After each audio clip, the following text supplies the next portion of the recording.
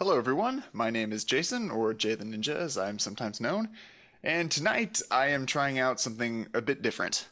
I've thought, should make some more tutorials, but honestly I didn't feel like planning out a tutorial for tonight.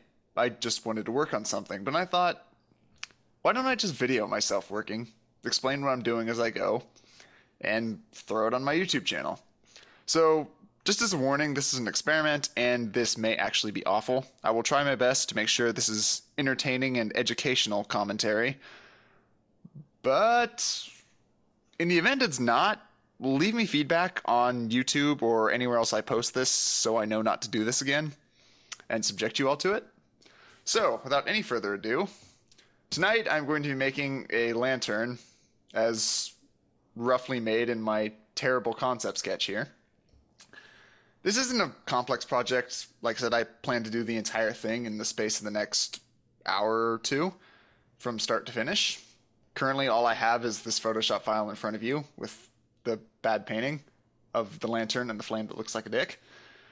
But the plan is basically to have a dark skylit frame, lantern kind of swinging on a hook on one side of the frame, and a flame blowing in the wind. So, head over to Blender and make it. Go over to my little projects folder. Got something warmed up here. Make a scenes folder. Let's call this one Lantern. Now, sometimes for a more complex project, I'll build objects in many separate blends and link them all into one central one. For this, I'm not going to bother with that because there's really no object besides the lantern. So, I'm just going to delete the default cube and start building a lantern. So the first thing we're going to need is a cylinder. And I'm going to want to do a 7-sided lantern, because 7's a lucky number. So we'll set the cylinder to 7 sides, and that gives us the basic frame of what's going to become the side of the lantern. We'll worry about the size later, so we're just going to drop into edit mode. As we are. Switch over to face select. Alright, we apologize for that brief hiatus. I have now returned with screencast keys enabled and region overlap disabled. So hopefully you all can now see what buttons I'm pushing, so I don't have to describe my keyboard shortcuts to you. So, we'll go ahead and select faces there. Inset these just a little bit. Go over to that. Check individuals. We pull each face into a smaller one. And this will give us basically the outline of the lantern. I'm going to go ahead and select the interior faces and delete them. And drop at edit mode. Add a solidify modifier. That'll do for now. Also, I'm not going to need the top of this. Gonna solidify that a little bit more. There we go. I'm gonna make the lantern a little bit taller.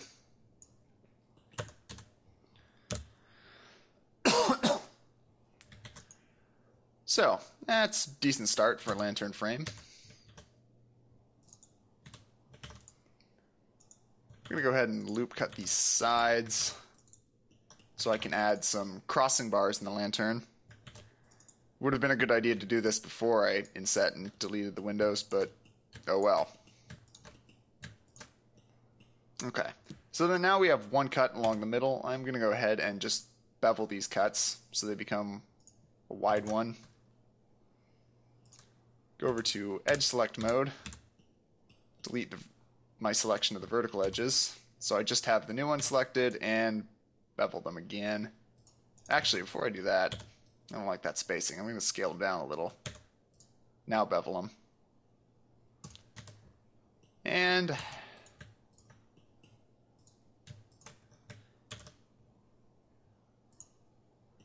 slowly bridge all of these. This is going to be great fun.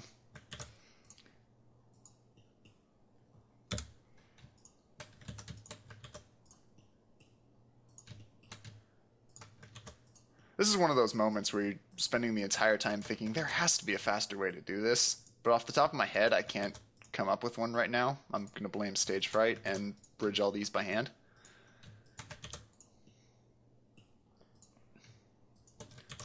You can see I'm just bridging a single face, and the solidify modifier is building out the rest of the lantern behind it, which is what I want right now, so I don't have to worry about extruding it, and I can just freely edit the basic shape.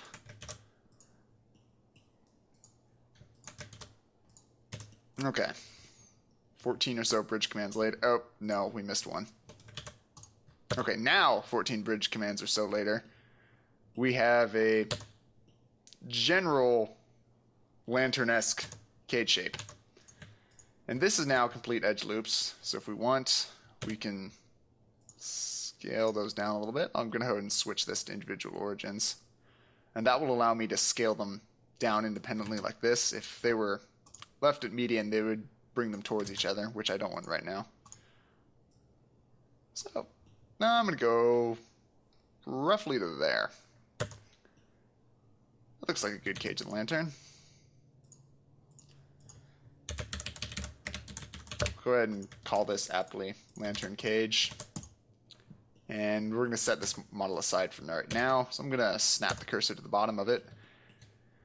And we're going to work on the bottom section of the lantern. Right now I'm kind of need to think, do I want this to be 7-sided or just round? I'm going to go ahead and go with 7-sided again. So we'll make a new cylinder. Verts is still set to 7, so we're going to leave that that way. Go back to edit mode, orthographic. Pull that down so it's roughly flush with the bottom. We're going to overlap it a little bit because I want it to look like this cage piece is sunk into the base. So I'm going to scale it up around it.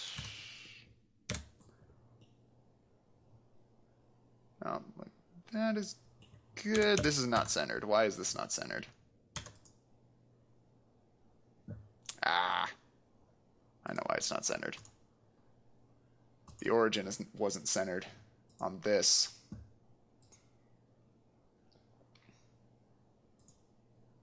Or was it? Oh wait, no. It's a heptagon. It doesn't have a geometric center like that.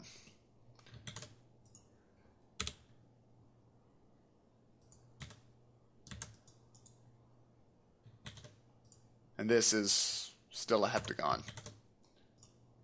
So I'm going to go ahead and use origin to 3D cursor to snap this thing's center point back to the middle of the world. And then snap this flush. And yep, now they're centered. While 7 is a lucky number, it is also an odd number, which creates some rather annoying geometry problems. I'll leave that like this for now.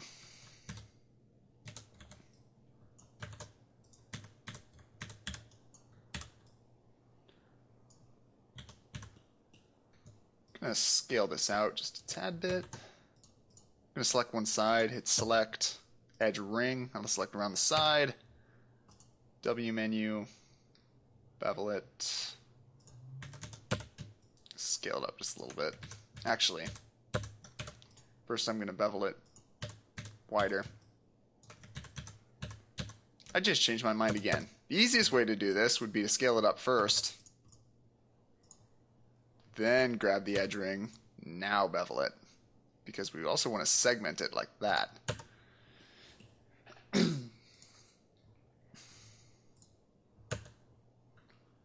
Go ahead and add an edge split to that and smooth shade it. So I'm going to bevel the bottom edge. And bevel the top too. That makes the edge split redundant, so I guess I can delete that. While I'm beveling things, let's also throw some bevel modifier onto this.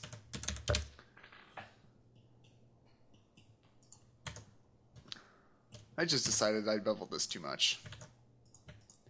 It would be nice right now if Blender had a tool history where I could go back and adjust the bevel amount, but it doesn't, so I'm just going to delete the face, recreate it, and redo the bevel.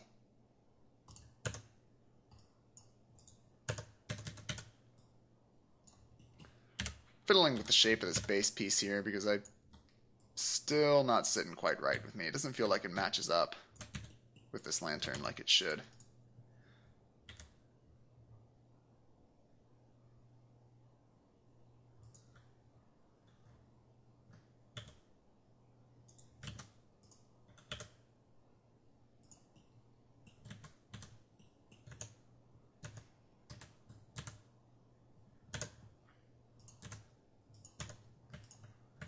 This is the excitement of watching me work on a project live. Is if I pre-planned a tutorial, I would have thought about stuff like this by now. But as it happens, I haven't. So you get to watch me do stuff like this.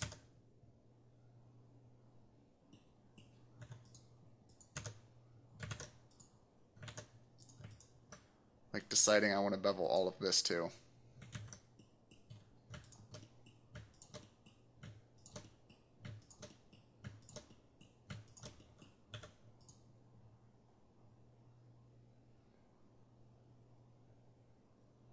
Gonna try and match the width of these faces. Nah, that doesn't work. I'm gonna redo the bottom now. This is turning into a fantastic tutorial already.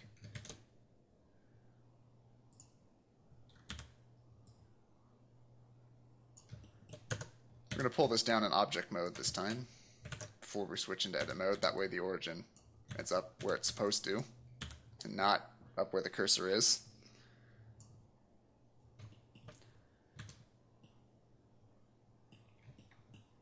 So what I think looks so wrong about that previous piece is the width of the edges here did not match the width of these pieces. So I'm going to do this time, grab the edge ring again, but bevel it so it follows the same size. About like that. Grab the center face and set it. Uncheck select outer, so we grab the inside, drop that down. That should make a base plate like area that the rest of the lantern can sink into comfortably.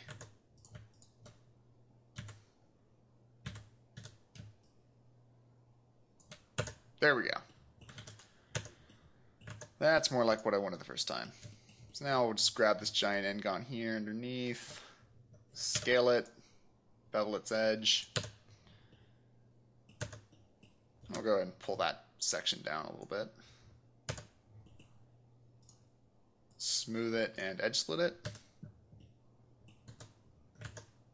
Decide maybe instead we should just bevel this top edge. There we go. I'm going to add a couple of segments onto the bevel in the main lantern. So now, hopefully these pieces should be starting to look at least somewhat cohesive. Except they're not, because this piece on the bottom of the lantern still sucks. So I'm going to go ahead and delete these faces, select the ring, fill it. And a lot of lanterns will have a indented section underneath here. This isn't a solid block, so I'm going to go ahead and add one of those in and set that again, lift it up, and this should probably be shorter and wider. This needs to be back to median point, so we need to, because we just want to scale this as a group. There we go.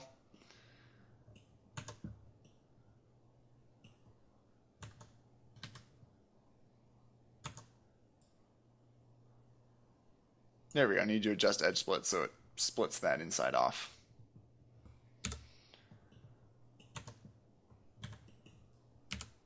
Getting closer. We'll go ahead and scale that down. Snap the origin. I think that'll do for the base plate. Debating if I want to resize these again. I don't like how fat they are, but they need to be somewhat fat to give the flame some protection. Even though I'm kind of going for a somewhat stylized look where there's going to be excessive wind getting into the lantern. We're going to just pull them back to there. Probably call that good.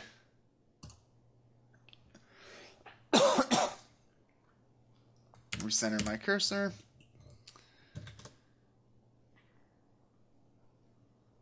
And we're going to do one more 7-sided cylinder.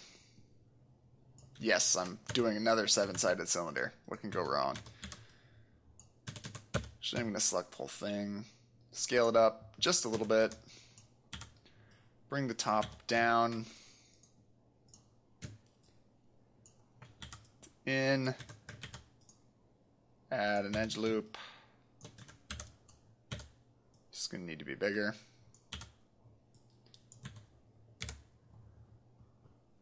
Just trying to block out the form of the top of the lantern. Decide the lantern is too tall. Fix that. Now drop the top of the lantern. Decide you now made the lantern too short. Okay, let's go with that. So, take the lantern hood, bring that down a little bit. Grab this edge, bevel it out. Gonna slightly inset the bottom and then lift it up.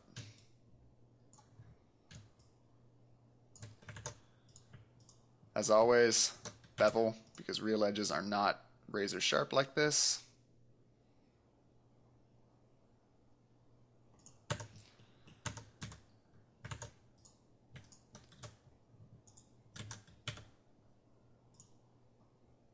Bevel that.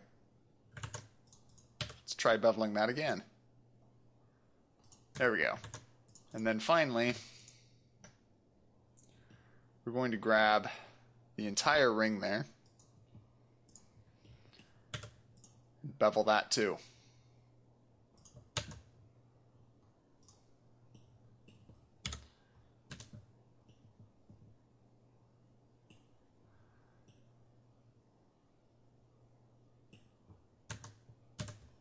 Looking at this, I think this should be a little bit taller than it is.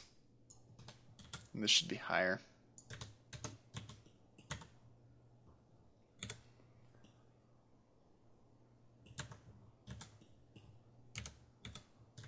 Actually, maybe I'm doing entirely too much freehanding on this project. But a quick Google search did not find enough references and I got lazy. Always have references images, children. They're helpful. Actually, I kind of like that bend back there. I'm going to go with that. Just bevel it off so it's a bit more realistic. There we go. It's making the bottom look too big.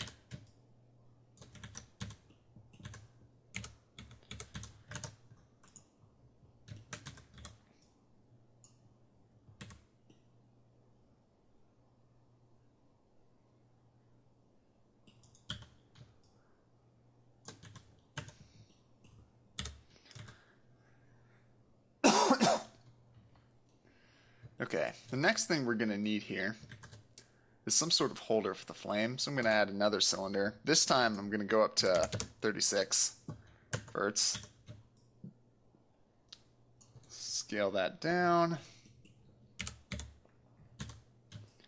Actually, I'm going to scale that a little bit more. Pull that to there.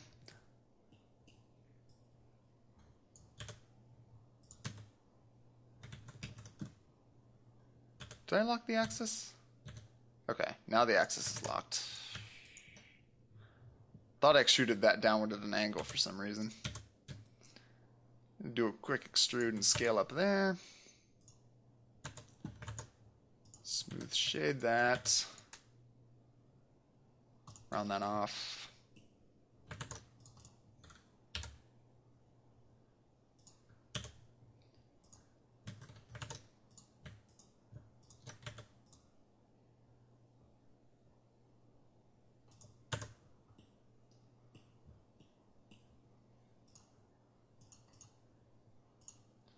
Probably should go back and name some of my objects. I'm gonna call this flame nozzle.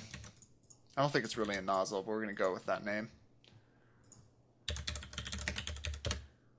Lantern top. And lantern base.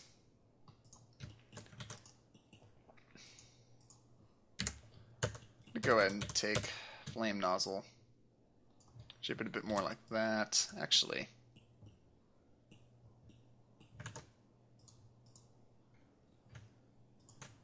let's give flame nozzle a little bit more pizzazz.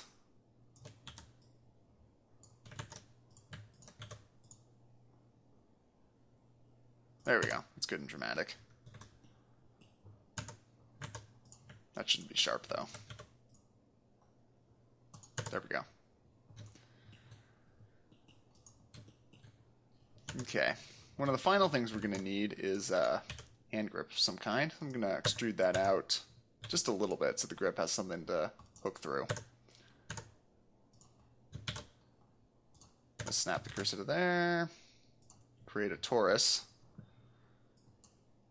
Bring up the settings for the torus. And never remember which setting this is. There we go. So minor radius will give us that shape.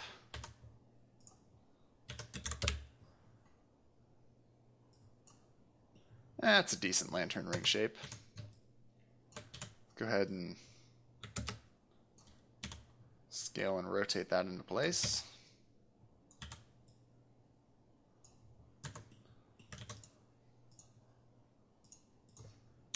Name it.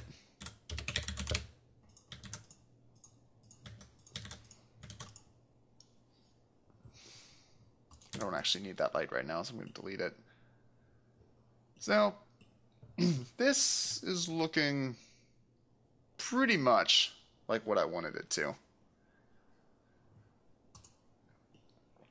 It's not perfect, but this is a quick evening project, so it doesn't really have to be. I am, however, going to tweak the bevel on this just a little bit.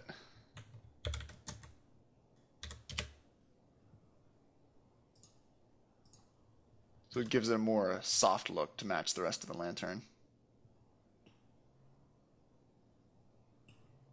And now that I think about it, I'm going to back this off a little bit so it looks more like stamped metal panels. It's affecting the clamp overlap on bevel as I decrease the solidify distance. Go with that.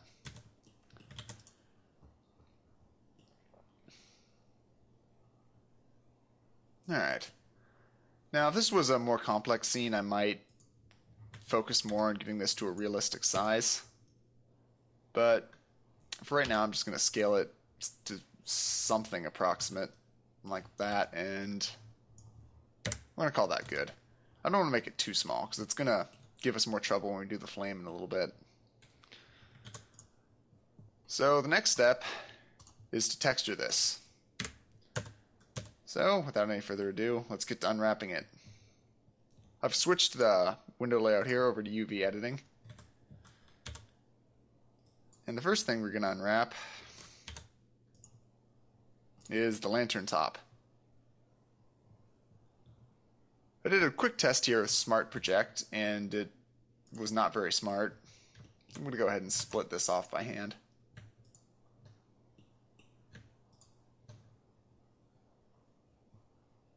Go over to shading UVs, start marking seams on things.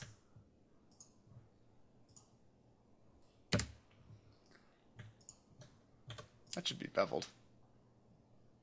There we go. The bevels do confuse Smart UV Project slightly. And we're also going to need one seam that runs along it.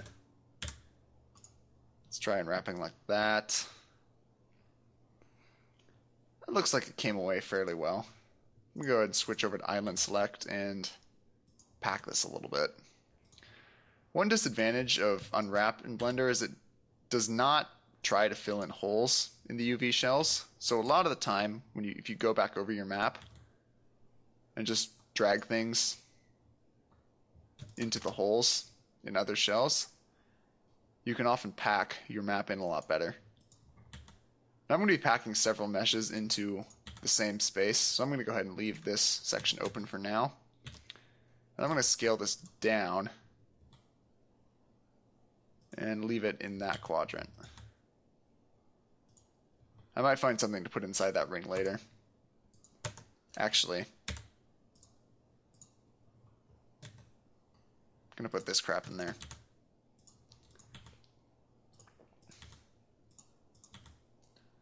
I'm not super concerned with the textures for this top ring.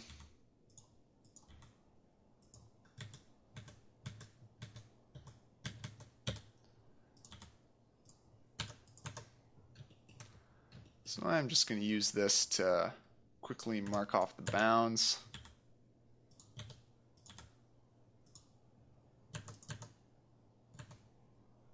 I think those two are centered properly. I'll check them in a little bit. Next, we're going to do pretty much the same unwrap on the base plate here. Need to check which side I did the cross seam on, because I want to make sure they're on the same side, that way I can face that end away from the camera in the final version.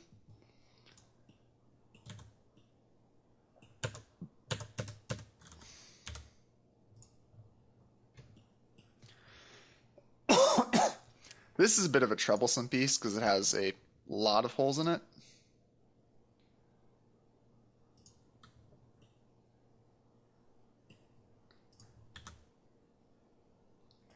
So we're going to start rearranging this. So these pieces are more scrunched together. That does not look right. I'm going to switch over to link selection mode briefly and figure out what this piece is here. This is the upper row. That should not have come apart like that.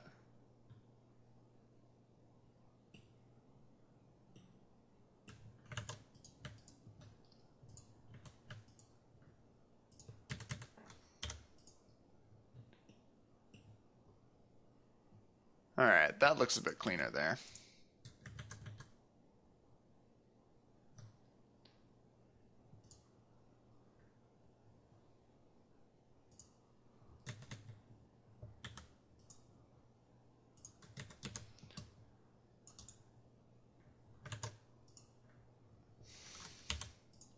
Gonna re-unwrap just that section.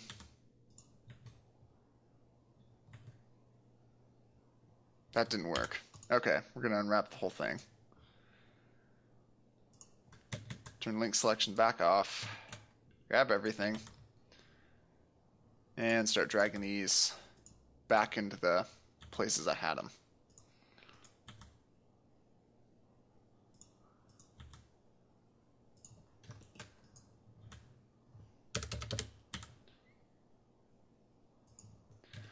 Now my goal here is to get this packed into a roughly square shape, because that's going to make the best use out of the UV space I have.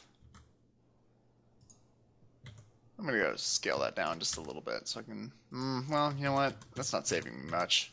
I'll go ahead and just leave it like that. And slip that in there.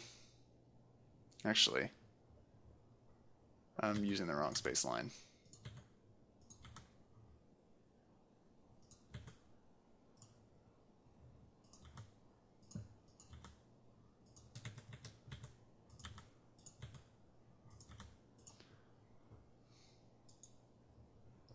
Okay, so the reason I've been doing that is I now have this in the lower quadrant here.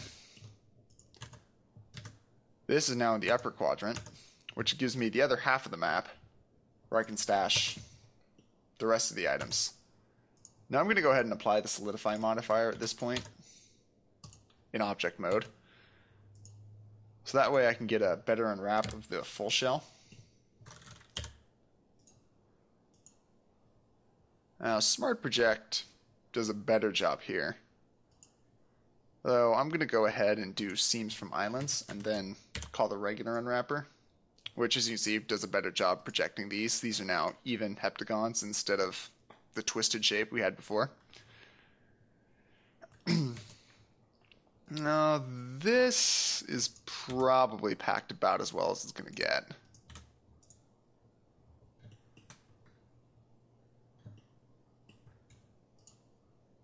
You can take a few of these sections and move them into here. That'll slightly decrease the height of the map. That's probably about as good as this section's going to get, though.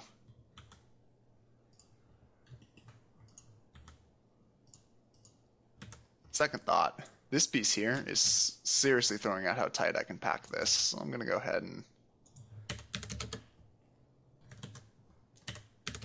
rearrange just a little bit.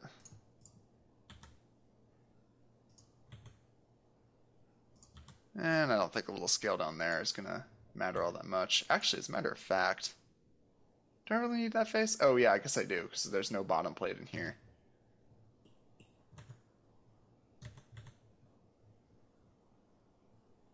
What's this then?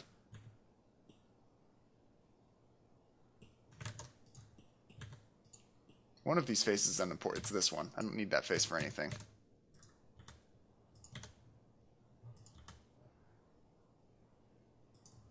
You can't even see that face at render time. So, with that, that is nicely settled into the lower quadrant.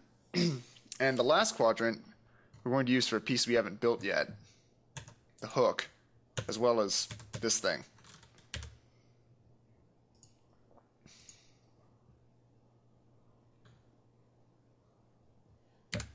This is going to be great fun to unwrap. This one might actually need the entire quadrant, and I might have to do a separate texture for the hook. We'll find out.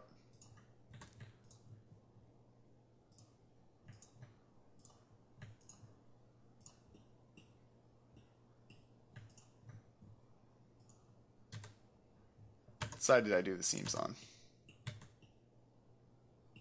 This side. Again, I'm wanting to make sure these crossing seams are on the same side for all the pieces, so that way I can face that away from the camera. I don't have to worry about it.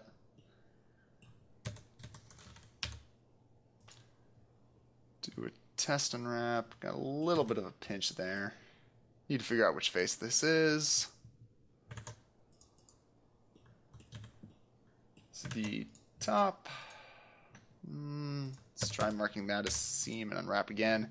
There we go. That's pretty good. Okay. Go ahead and turn off the link selection and go ahead and select all again.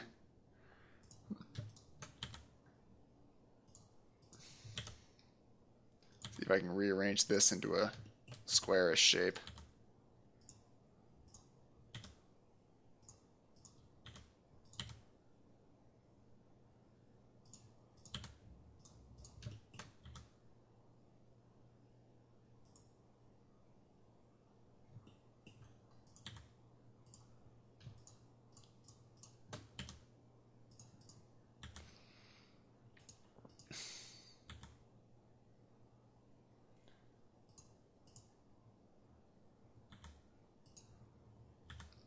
There's really no good way to deal with these two pieces here.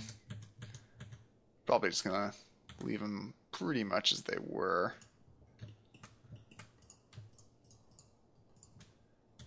So a bit more room to go towards the edge. Remember, you don't want any piece overlapping or hanging off. Well, in some cases you want pieces overlapping. We don't right now. Alright. Pull that up. Stash it in that quadrant for right now. And the final piece, after we give the torus the same origin, there we go, is a hook that the lantern's going to hang on to. And I think I'm going to model that with a curve. I'm going to create a new path curve.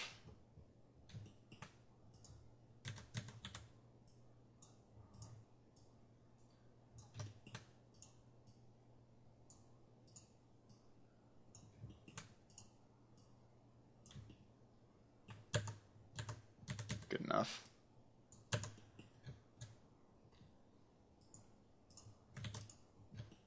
So I guess it won't really need to...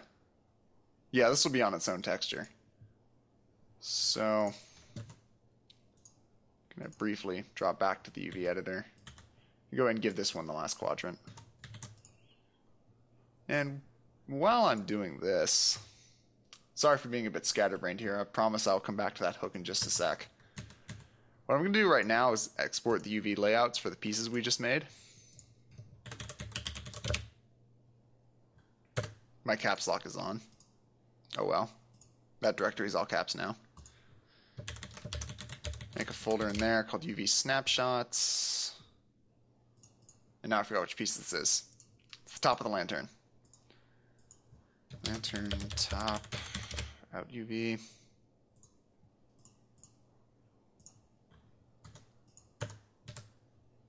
And we're going to do the same for these pieces. So to complete modeling the hook, I'm going to go ahead and add a Bezier circle. Scale that down a lot. Give this a decent name.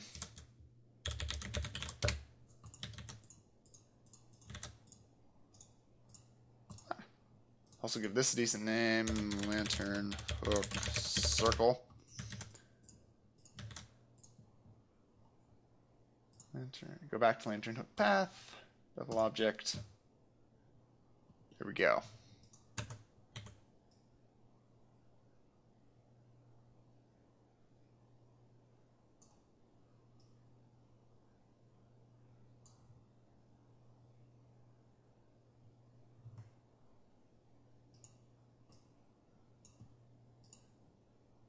I just realized I beveled the wrong object.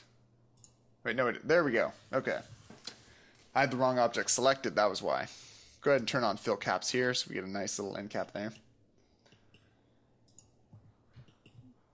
Those settings are new in 2.71. I'm going to leave them alone for right now because I've never played with them. Alright, that's a good width. Go ahead and grab this path so the hook touches neatly. Your texture space, I'm going to tick both these boxes so we get auto UVs for the curve. And to check the resolution on this, we'll go about like that, and then there we go. That's probably a good res. Now I'm going to go ahead and make this more hook-like on the end, so I'm going to go ahead and convert it to a mesh.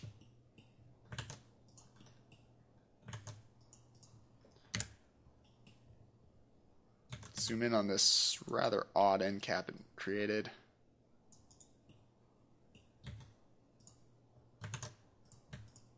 Delete it. Fill it with a end-gone cap. Scale that down. And bevel the edge.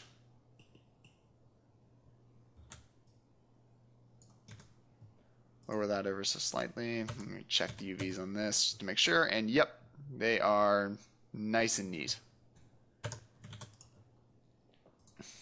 Okay. Let's texture this. So the first thing we need to do is decide how high of a resolution we want this texture to be. Our final render is going to be 1920 by 1080. And we're going to have all the pieces of the lantern on one texture. So looking back at the lantern and comparing this to our concept sketch, you can see the total height of the lantern is going to be probably about 1500 pixels. So we know we can roughly extrapolate this is going to be, let's say this cage is 1500 pixels high. If we check this in the UV editor, we can see it encompasses maybe about a third of our texture height.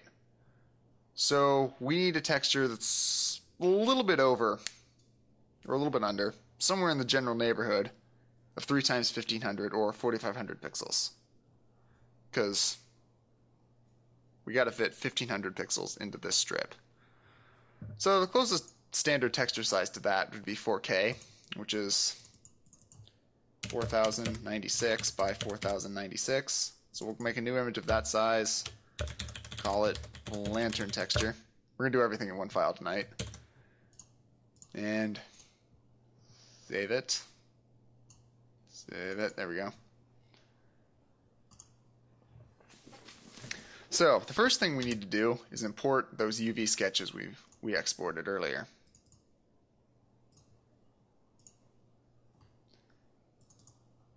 First thing we need to do is make sure these are centered.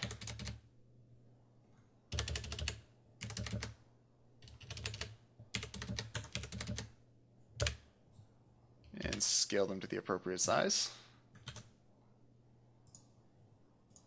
And through the magic of editing, I have instantaneously placed all of them perfectly centered. Aren't you glad you didn't have to sit through that? I'm going to go ahead and group these here, call them UVs. And as I usually do in Blender tutorials when I pull out Photoshop, I should preface, nothing here is really a fancy Photoshop only feature. All I'm going to be doing in here is very basic image editing stuff, laying out images, adjusting the saturation levels, layering things. It's pretty much stuff you can do in any image editor you like. Photoshop happens to be my preferred image editor, so that's why I use it right now. It's also the only one I have installed because I like it.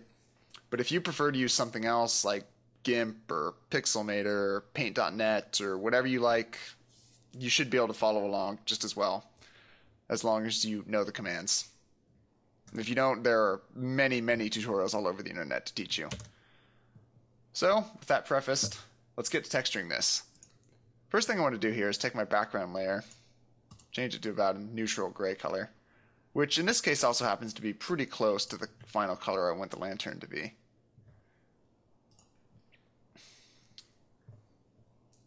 So, for that matter, let's just go ahead and find the final color.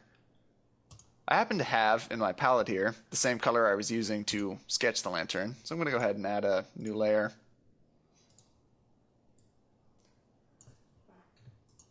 Select around my UV shells. This is a very cursory and lazy way of doing this. And I could also actually just fill the whole layer, but I want to kind of get that contrast with the gray backdrop so I can see roughly how intense of a color I have here. So we've selected areas that will be affected. I'm going to go ahead and add some space.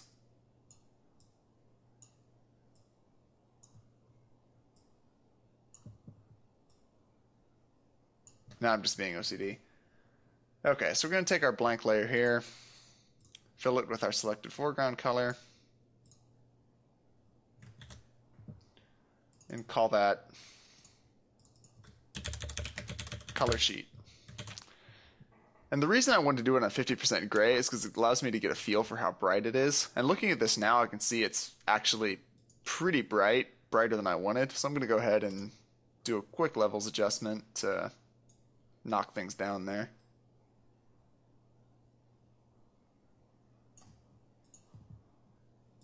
And I'm also going to desaturate it very, very slightly. I still want a little bit of that steel blue color, just not quite so intensely blue. So the next thing we need to do is find some textures. The greatest place in the world to get textures, as soon as I get a browser window over on this monitor, is CG Textures. If you're not using CG Textures, you really should. So, to do metal, we'll go ahead and look at some metal textures and some concrete ones. This bare metal section here looks pretty promising. So what I want here is just kind of a worn look that can go well with sort of an old beat up lantern. That one looks pretty good. And where's another good one? That one's kind of an interesting pattern. What I'm looking for right now is just some interesting swatches I think will go well with the lantern. That's a good one.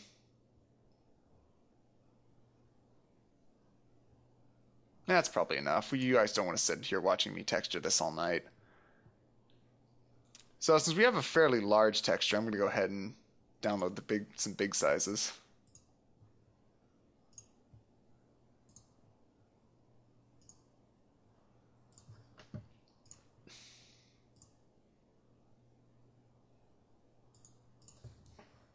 Gonna make a folder here called swatches.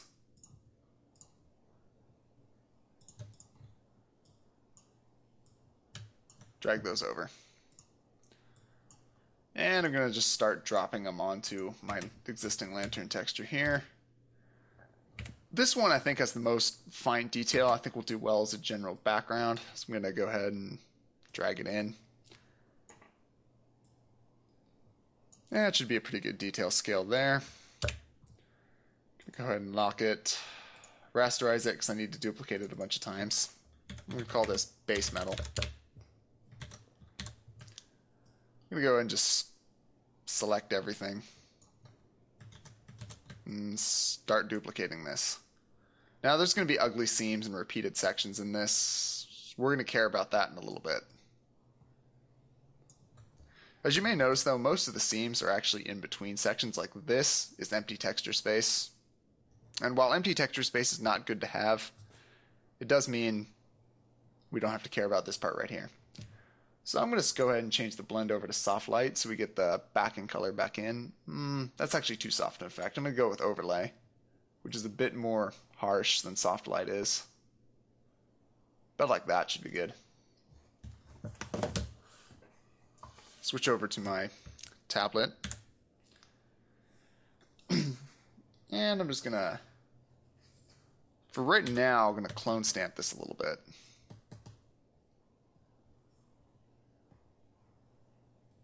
Just to try and clean some of those edges and repeating details up, particularly ones over sections in the texture. And I can cover this with another texture in a little bit. I just want to do a preliminary pass at this.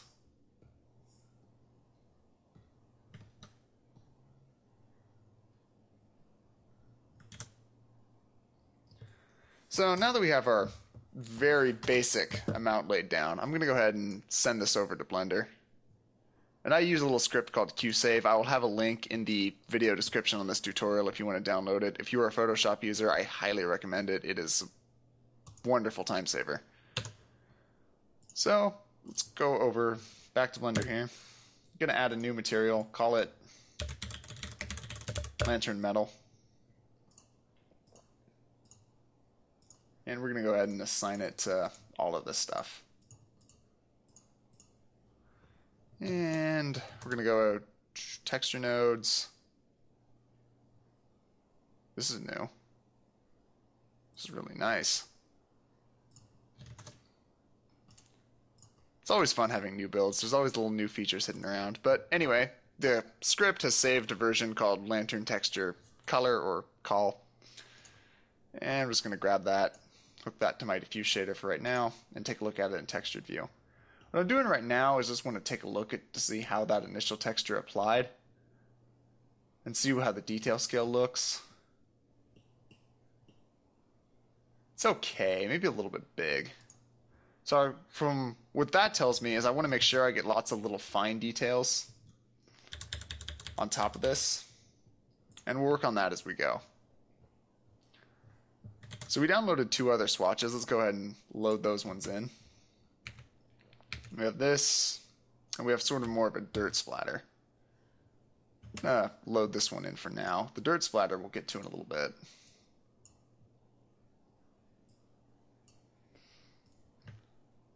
So this one I'm not going to cover the entire image with. I'm going to be a little bit more selective with it.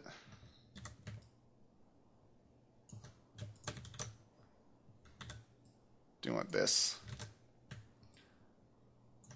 Actually, I didn't do that quite the way I wanted to. I'm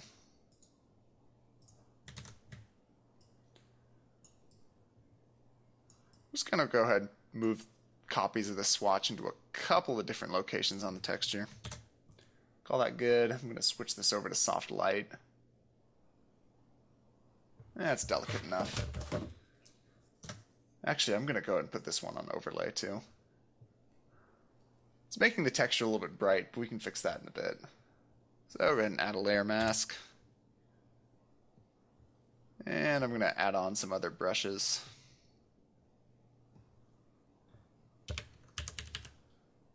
I want sort of a rough, organic looking brush, so I'm going to go ahead and turn scattering on. And I'm just going to start painting on the layer mask here. I do want opacity at 100%, that would be good.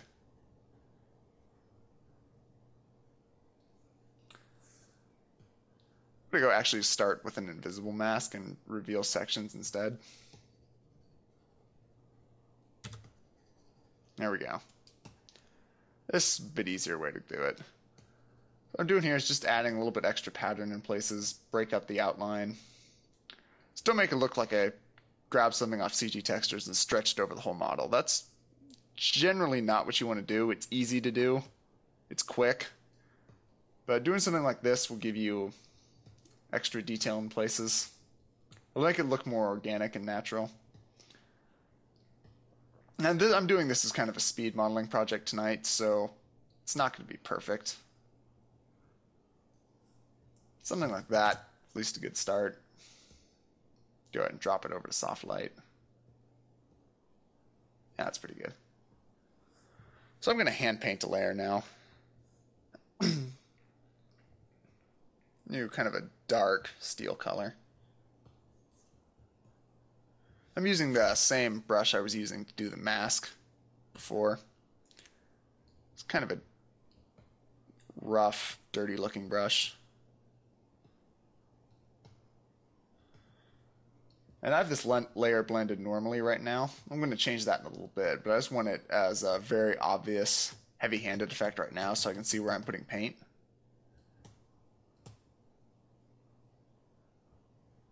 And again, we don't need to worry about these UV seams, because we made sure they were all on one side of the mesh, and we can just make sure we're looking at the other side of the mesh.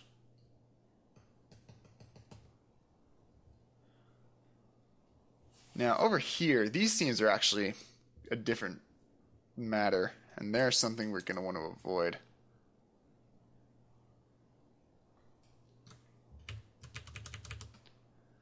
So I'm going to go ahead and erase that back a little bit.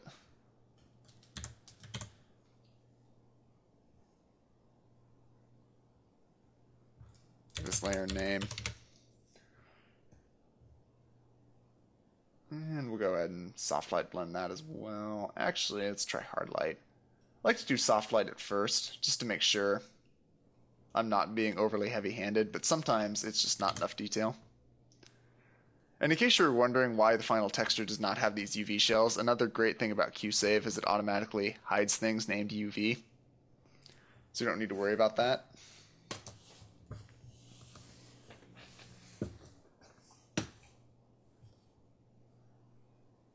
One downside to 4K maps is they don't save very fast.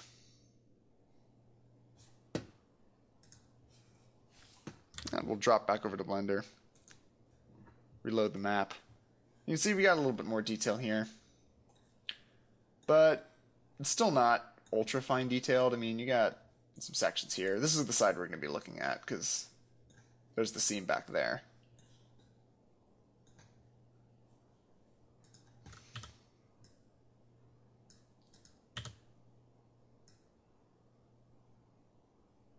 While I'm here, I'm going to go ahead and rotate the hook around so it's facing the right way. There we go.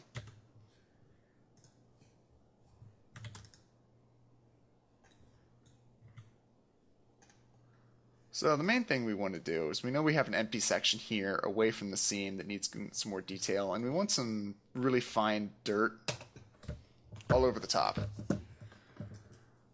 So let's work on that. Elsewhere on my hard drive, I have a folder of things I've downloaded from CG Textures in the past. Here they are. And some of that are just personal favorite textures for this sort of duty. Ones like this one, which I love for dirtying pretty much anything up.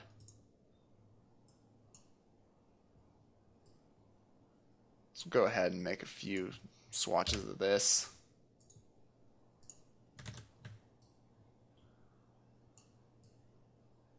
Focus in on that section there that we wanted to dirty up.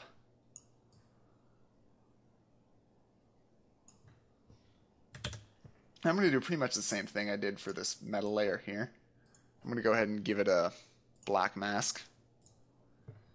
And then just grab a brush and reveal certain sections.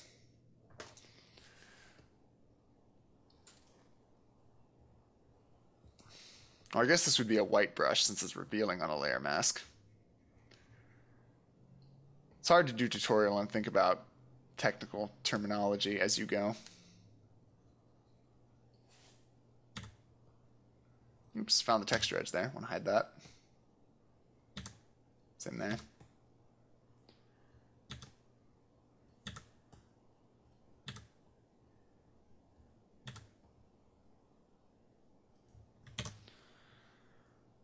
Now that is adding too much of a different color than I wanted, so I'm gonna drop the saturation on there a little bit. I wanted a little bit so it keeps kind of a rusty color though.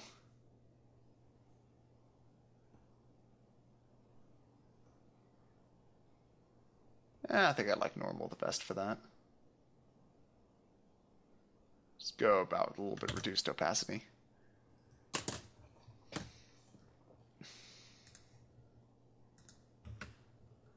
And this is a great texture for generally adding dirt onto things.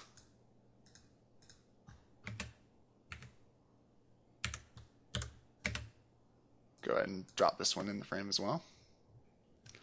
And this one, we're going to go ahead and zoom 1:1. Because we want this to be really, really fine dirt. So go ahead and scale this down to make sure we have very fine dirt. There we go. That's some pretty fine dirt. You can see it'll fill in pretty nicely around these sections. We go ahead and soft light it. That's actually still a little bit too big.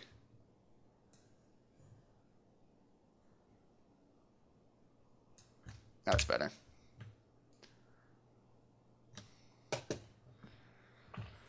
So now we need to trim off that little mossy section on this.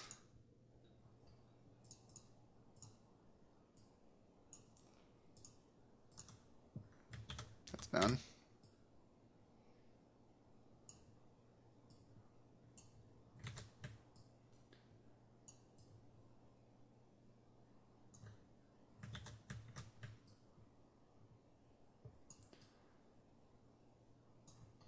And we'll just start duplicating this up. Just kind of fill everything in loosely.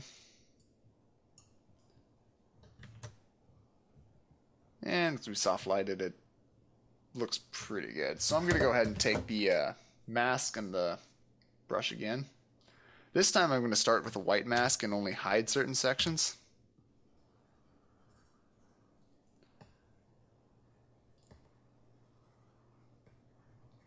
Actually, I'm noticing this is having more effect on the color than I really wanted. So I'm going to go ahead and desaturate this a little bit too, to help the other color of the texture shine through. About there's nice.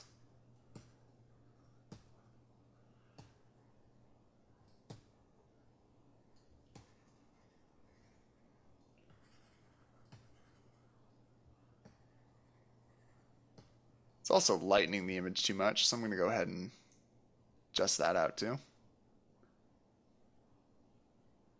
There we go.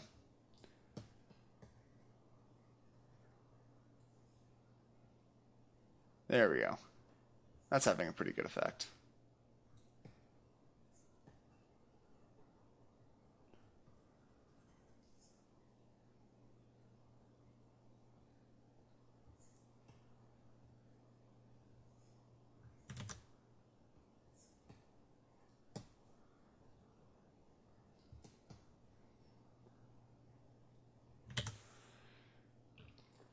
Okay. This, I think, will do for the diffuse map. So go ahead and update that one more time. And while that's saving, I'm going to duck back into Blender here. And we need to make this less of a diffuse looking shader and more of a metal shader. So I'm going to go ahead and add a glossy node. I'm going to label this and get it out of the way. Going to mix these, and I'm going to go ahead and add a Fresnel node to blend them. Now, because this is a metal, we're going to go ahead and crank this up pretty high, like 12.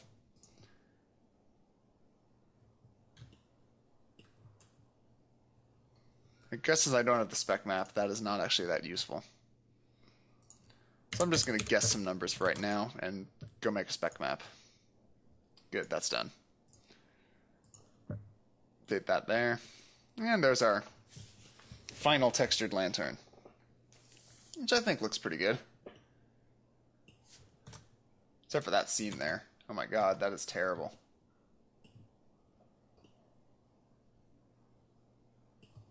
Where's that coming from?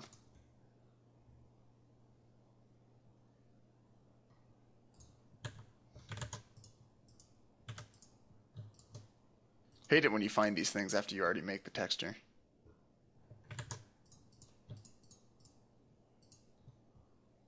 Oh, terrific. This bar is split across the inside and outside.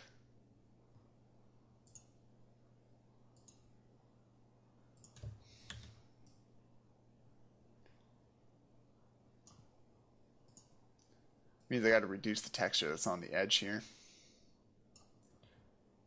Hope this is enough to cover it up.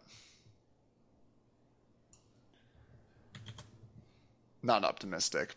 We're probably going to have to work with the flame position and camera angle to cover that instead.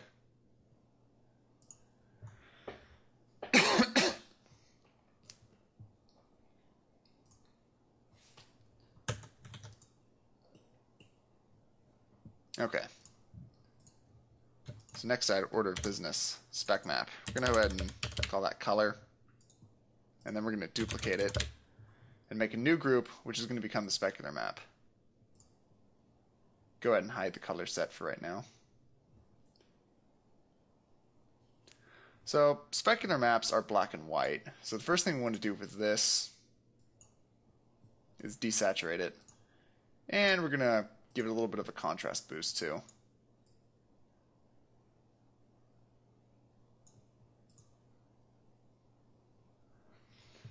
Now, next thing we want to do is look over this and make sure there's nothing in here that's going to affect the spec in a weird way. Now you see the dirt areas are already darker. That's what we want. We want the dirty areas to be less shiny, which looks like that's already what we're going to get as is.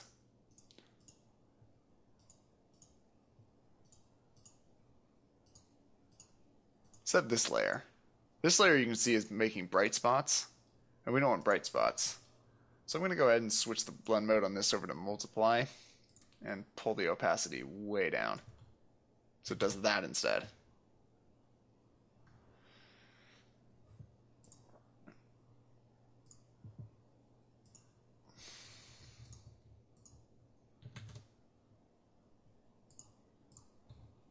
Going to add a new image node for spec map. It's not saved yet. While we're waiting for it to save, we're going to go ahead and mess with the texture on this a little bit. We're going to scale that down. And we're just going to put the hook texture so it steals the texture we have on the lantern there. See how that worked.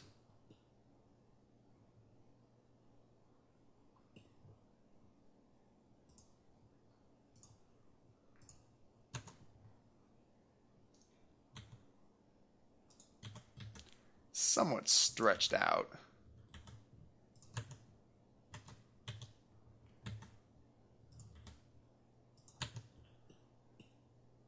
About like that. This is okay. It's not going to be the focus of the shot.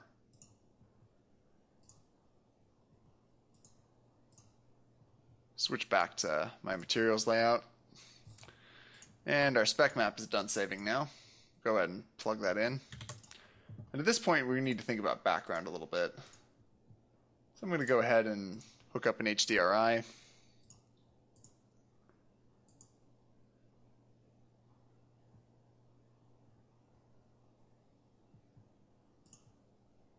And since I'm just messing around, tonight, I'm just going to use the one I have there.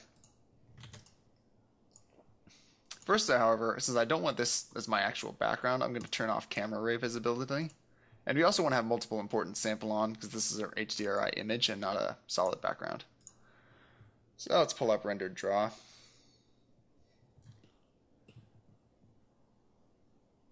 And immediately we decide the HDRI is too blue. and desaturate it.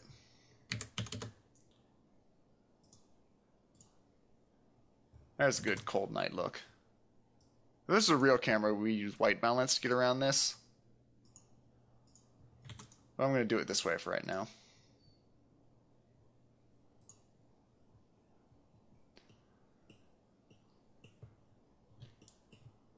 So, now that our spec map is attached, we need to be thinking about how shiny we want this and what roughness we want. The higher we put the Fresnel node, the more shiny it's going to be, especially when viewed directly. And we can also adjust this so we get a good shine. And we don't have a bump map in place right now, so we'll want to overdo the shine a little bit. About like that. And then get to the bump map. So for bump map, we're going to duplicate this group again. Hide the spec group. And there's a couple of dirty places that wouldn't really show up in the bump map, like the paint layer. We're going to go ahead and get rid of that. I don't want that layer either. But like that should be good. So I'm going to go ahead and duplicate this one more time. You'll see why in a sec. Hide that. Flatten this group. And then we're going to go to filters, high pass. Now what high pass is going to do is going to get rid of any big shading differences and just give us the fine details, which is what we want for a bump map. Go ahead and run the filter like that. And we're going to call this good for texturing. That was some very sloppy texturing, but this is going to be a pretty lengthy video even as it is. So I'm going to call it good there. Let's go back to Blender. If I can manage to hit the right button. We'll grab our bump map. Name this node so we can find it. Add a bump node. Uh-oh. You don't actually want to connect it there. That's for texture coordinates, which we don't need. Where we want to connect it here is the shader normal. Sorry, I had a massive brain fart right there. That's not the first time I've done that either. Okay, let's see how this looks with the bump map attached. This bump map strength is probably much too high. Yes, it is indeed much, much too high. Let's take it down to 0.01. That's still pretty heavy-handed. Let's try 0.003.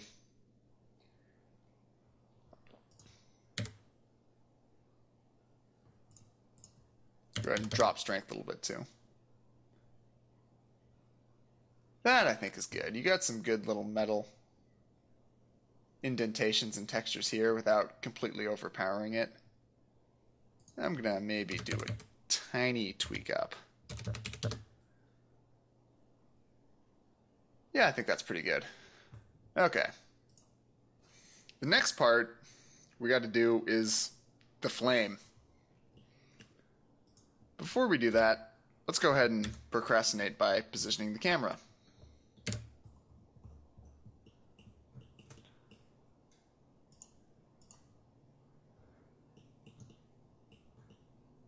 Now remember, the texture has a good side and a bad side.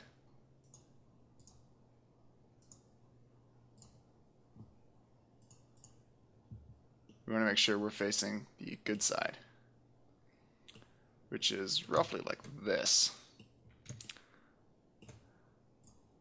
So now we're going to zoom the camera in a little bit, try and match the perspective we had in the sketch, which is just about like that.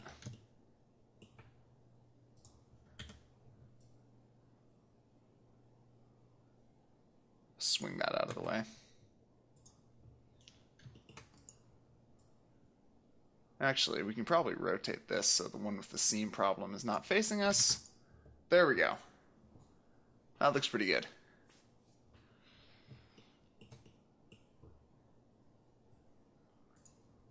I just realized I need the base to match that rotation. Just copy and paste it over. There we go. Snap down my origin.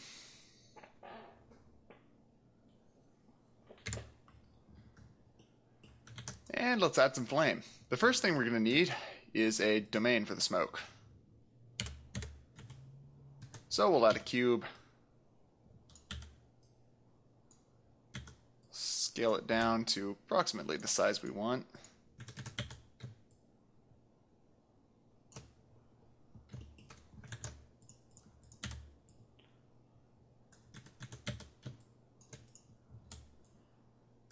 That's about the size the flame is going to be. Call this flame tank. Give it a material. Call it flame tank. We're going to get back to that in a little bit. For right now, go ahead and add smoke. Change the type to domain. And let's review the settings a little bit. The domain settings here, we're going to leave as they are for right now. Smoke adaptive domain. This is a really handy setting that will allow Blender to avoid calculating space in the domain that's not being occupied by any flames at the moment. So we're going to go ahead and flip that on. And the other useful feature we want to enable here is high res. High res is a very cool function that's built into Blender's smoke simulator that allows it to essentially smooth out the grid and then sort of fluff up some extra shape into the fluid plume that matches the motion it had. And one really cool thing it lets you do is you can up these divisions, and unlike increasing the main resolution up here, you can up this without affecting the movement of the smoke, which will allow you to up-res the sim, which is something you normally can't do reliably. But while you can adjust this without changing the movement, turning it on and off will change your movement a little bit. So if you're going to use it, I recommend you just keep it on from the beginning at divisions 1. And go ahead and leave flow sampling at full sample. That's generally the way you want to do it. That'll smooth out around the emitter. And these we'll work on later if we want to change them. So the next thing we're going to need to do is create something that will emit the fire. And this is not an object that's going to render. It's just going to be a simple little flame emitter. So we'll add an icosphere.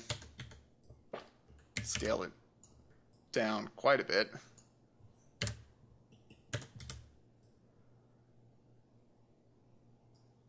Probably about there should be good. We'll also add smoke to that. Select mode to flow and change flow type to fire. Flow source, we're going to go ahead and leave as mesh for right now. That's good when you just want an object to look like it's on fire. And we don't want any initial velocity. These settings should be fine. So in fact, let's go ahead and just roll the simulation as is.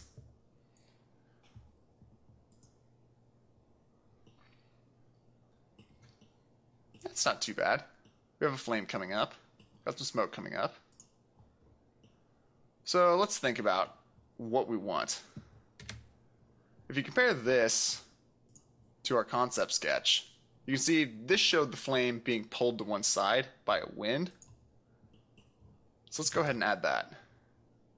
Go to force field, wind, add a wind field, spin it negative 90 degrees so it's pointing the direction we had in the sketch.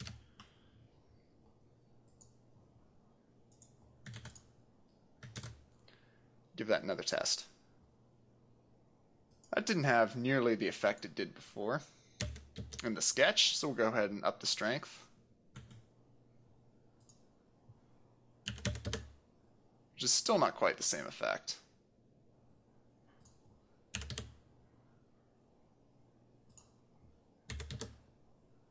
That's getting a lot closer to the effect we wanted. So we'll go ahead and leave it with that strength for right now. I'm going to try it just with a turbulence field. I don't know if this is going to look good or not. I just want to see what the turbulence field will do.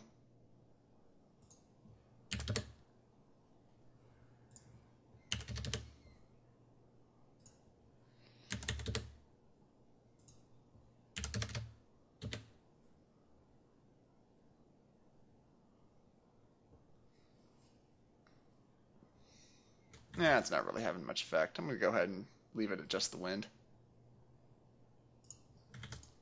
Now, the next problem is the flame is a little bit bigger than we wanted. So I'm going to go ahead and grab this, scale it down a little bit more.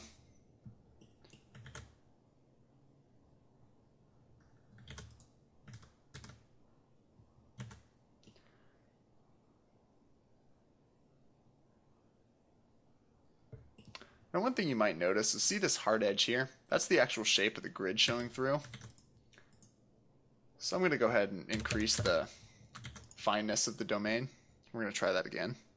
And while I'm here, I'm going to go ahead and remove almost all the smoke coming from the flame.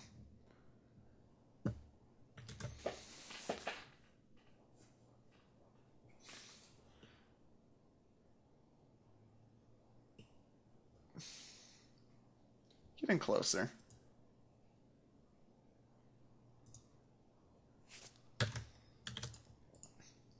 Another thing we can do is use a texture for the emission.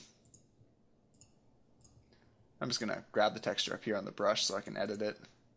Set it to clouds. Give it a fairly small size. Go ahead and roll this, see what it looks like.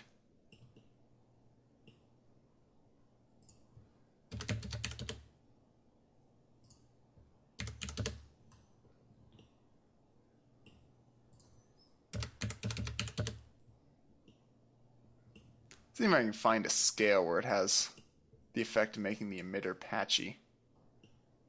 I'm not sure I'm going to be able to do that with the texture, so I'm going to go ahead and do it with a vertex group instead.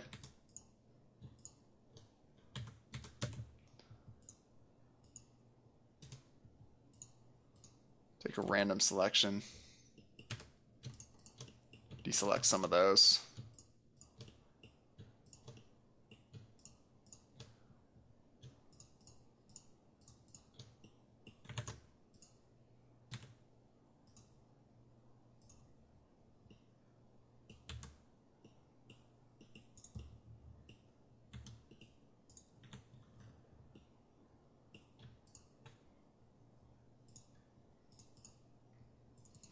Call it fire. Select it there. Let's see what this looks like. There we go. That is more of a broken up shape to the flame.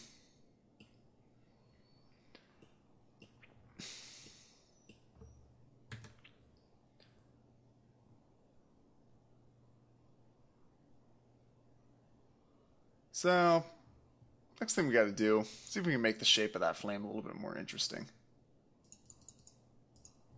We'll use vorticity to give it a little bit more swirl.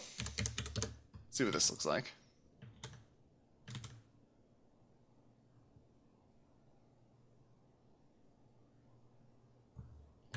Maybe a little bit too much. I'll back that off just a tad.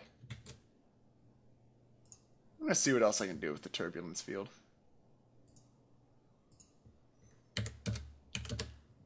I'm going to try the turbulence field again, this time with a very small size. And see if that's able to get a better result.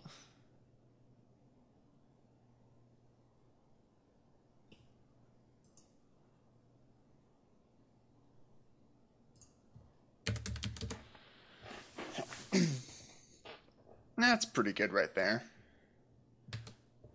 Unfortunately, it made the flame a little bit small. So we're going to do a couple things there. First of all, we're going to go ahead and back this off. That's going to make the flame not puff out around the sphere quite as much.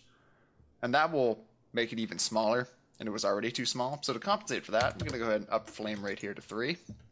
Now let's see what this looks like. We're getting closer to the sketch. Go ahead and back off flame rate a little bit. And you can think of flame rate as kind of the amount of fuel dumped into the fire. I'm going to actually change this by turning that back up. And then I'm going to go over here and make the reaction a little bit faster.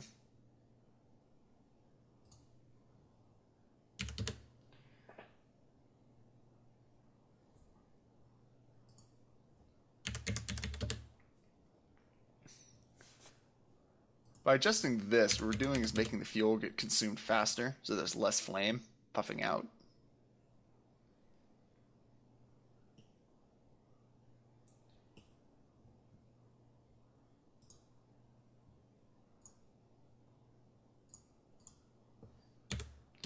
Go ahead and vary up the wind a little bit.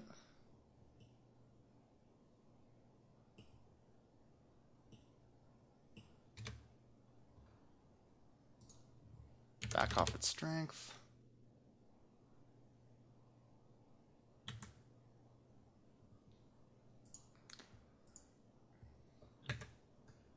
That's not looking too bad.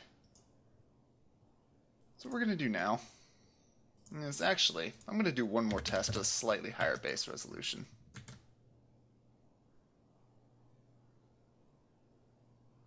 And you can see this has changed the way the flame moves.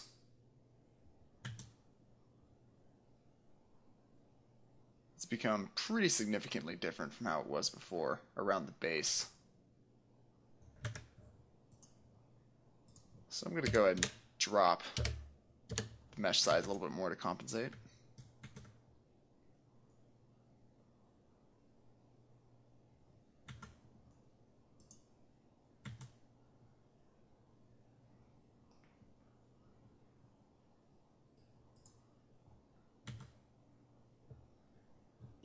See it in solid view, gives a bit better feel for some of the shape it has. I'm going to go ahead and make it a little bit more slow burning. This is really just part of the process of working with any kind of fluid simulation. There's a lot of test, adjust value, test, adjust value, test. It can be fairly labor intensive.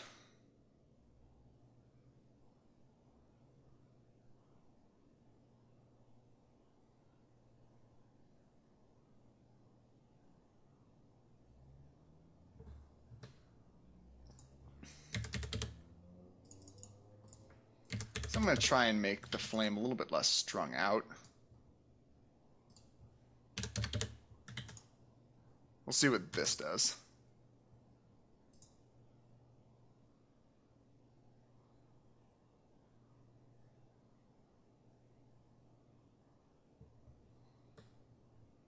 I think I still have too much wind. I'm going to name these force fields so I at least know which one's which. Also going to give them uppercase names so they stay at the top here.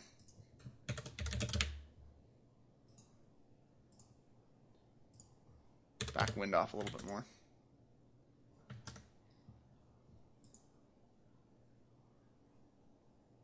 That's looking better. Okay. I'm not going to change the base resolution anymore. I'm just going to puff the detail up with high res. And I'm going to take a little cache here.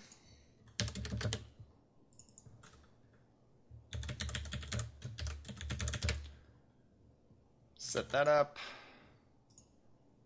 And hit bake. And you guys are going to see this go very quickly, thanks to the magic of editing. So see you in a moment. We have now finished baking the fire. And at this point, you're probably thinking to yourself, how does he plan to render this? Cycles doesn't render fire.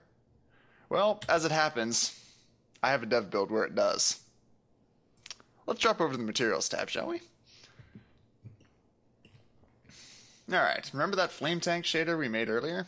We're going to go ahead and take that, delete the surface node, and start doing volume shaders. Now the first and most obvious thing we're going to need is we need emission from the flame. So we'll go ahead and add an emission node, hook it over to volume, and let's go get the flame data. To do that, in the current version at least, you need to take an attribute node, type flame in here, and then hook factor up to the strength. And when we test render it, right after we hide the emitting sphere, because we don't need that, you should see a faint little glow where the flame was. So we'll go ahead and, give this node a name, shove that out of the way. To control the brightness, we can take a math node, drop that onto the line between the strength and the attribute, set it to multiply. And at strength 15, flame's not looking half bad. So let's give it some color.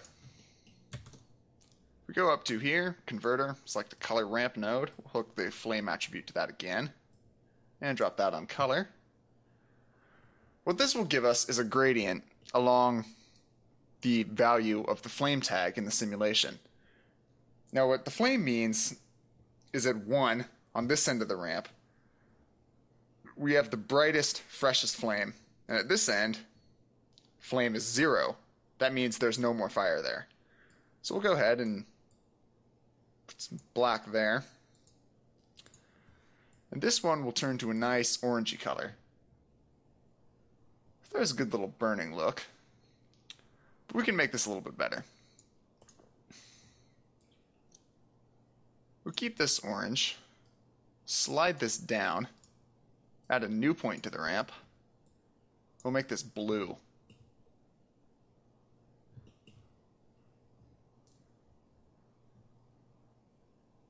To speed this up a little bit, I'm going to hide these so we can focus on just the flame. And this I think needs to be a little more sky blue.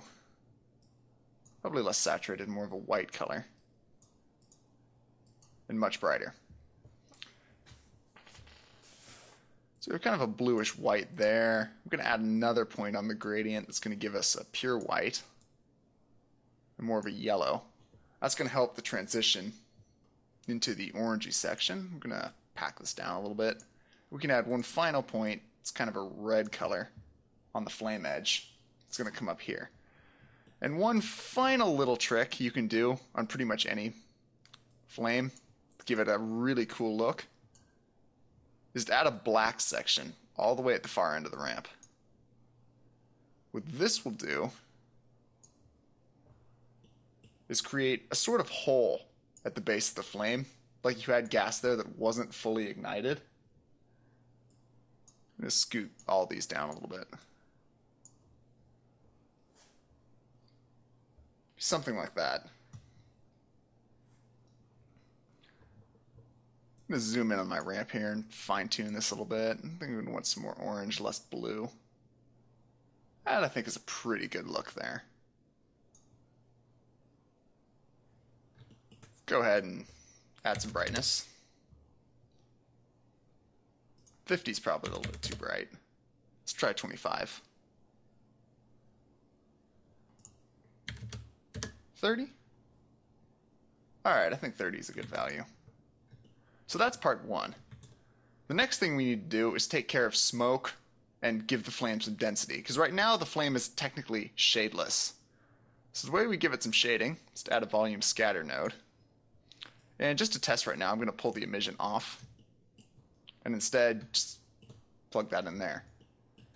Now, that's just the density itself. If we grab our flame attribute again and hook it into density, we can see we get a little bit of scatter right there where the flame was. But there's another thing we can do. Remember how we added a little bit of smoke?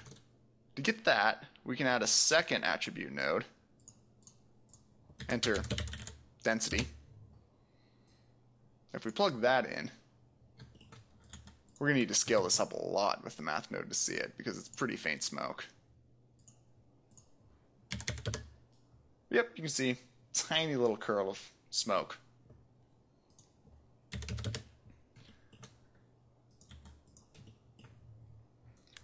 What we wanted to do instead is have the combined density of the flame and the smoke. So we're going to add, with a math node set to add, those two values.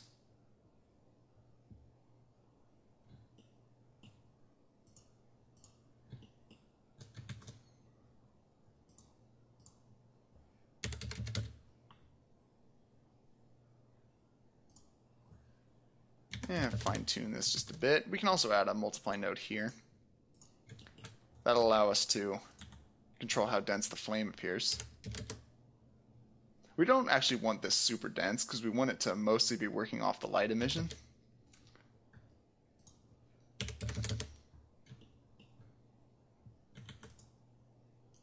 And we'll make smoke a little bit backscattering too. Okay, so if we want to have this and the glow at the same time, we'll need to do an add shader. So we'll just grab an add shader out of the bin, drop it on the line. And there's our combined shader. We got some smoke, we got some flame. Smoke is probably too dense, so I'm going to go ahead and drop the brightness on that down to 125. And one other thing we want to do is add a little bit of light absorption where the smoke is. So I'm going to go ahead and add a volume absorption. We're going to add this in the same way we added the emission in.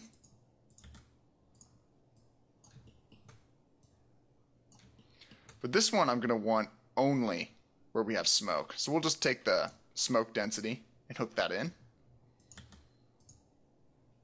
And that actually looks surprisingly okay at the default setting. I'm going to go over to sampling really quick and let Cycles run some extra preview samples so we can get a better look at our flame. I'm going to brighten the flame up just a tiny bit more. Maybe a little bit less smoke. Also try playing with the density of the flame. That's a more heavily scattering flame, which I think looks a little bit too washed out. So I'm going to go ahead and take this back down to 5. A little bit higher than we had it before.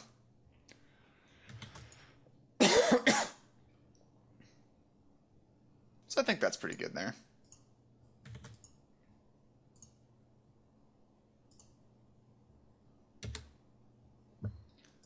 Now we can, of course, scrub through our flame cache, see if there's any particular point in the flame we like.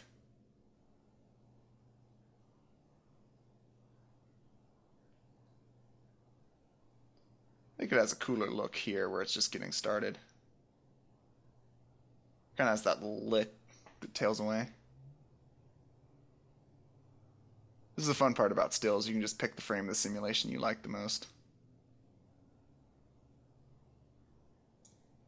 I'm kind of tempted to go with this one.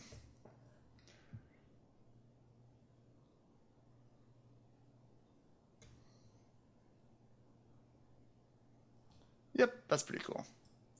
Let's go ahead and turn on the remaining lantern pieces.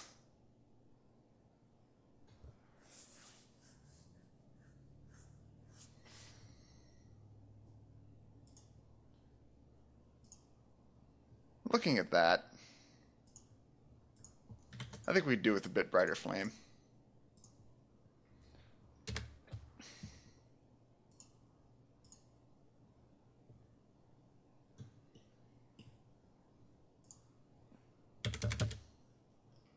Let's try about 60.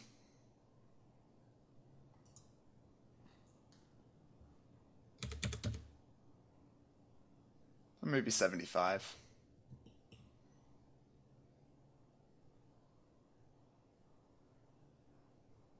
$75 might be a little much. Starting to lose the colors we worked so hard to put in there.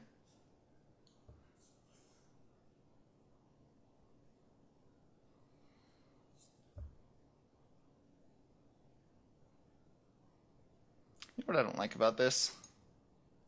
Is this bar is right in the way of the flame.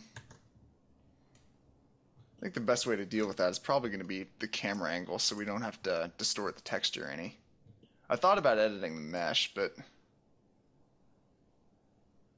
that's going to modify the way the texture is shaped.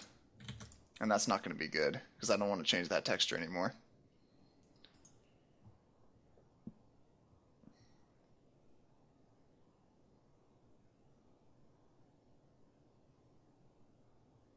It's about like that. I think works pretty well.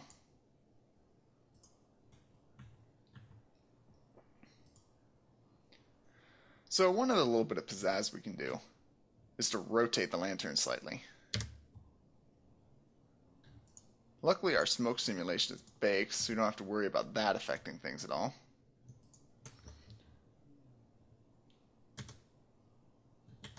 So I'm going to go ahead and center the cursor. And actually, to improve my viewport speed here a little bit, I'm going to go over here and uncheck Show High Res. And that will just avoid showing the high-res subdivisions in the viewport, which makes things a lot faster.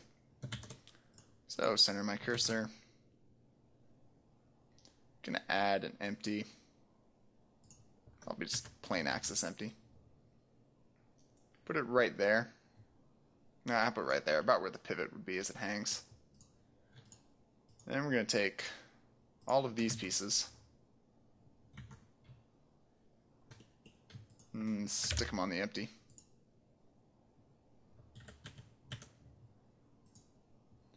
And we can take the empty and swing the lantern slightly.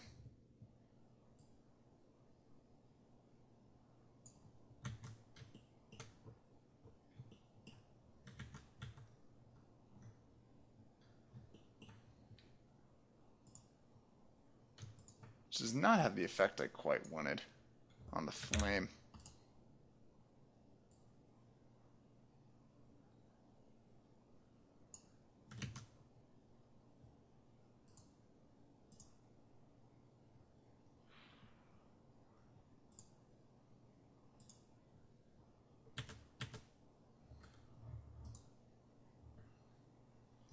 So we're gonna have to, I guess, keep this pretty subtle because it doesn't look like the flame is rotating properly.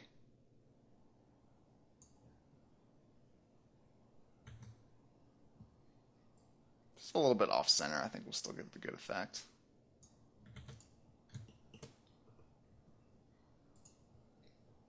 Let's do a quick test render.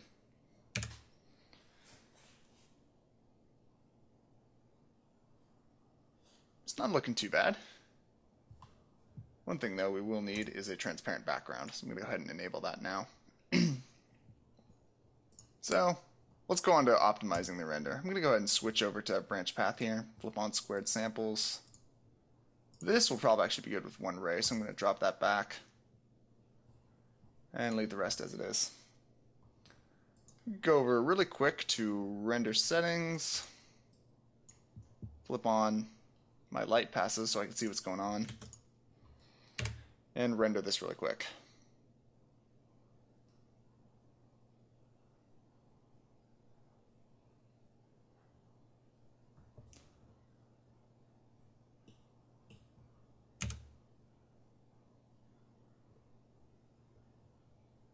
That pixel right there is not right.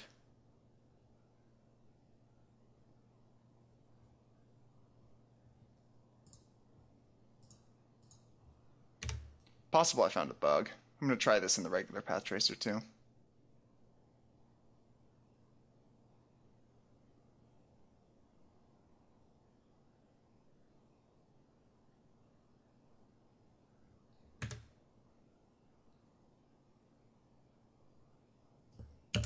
This is actually really weird.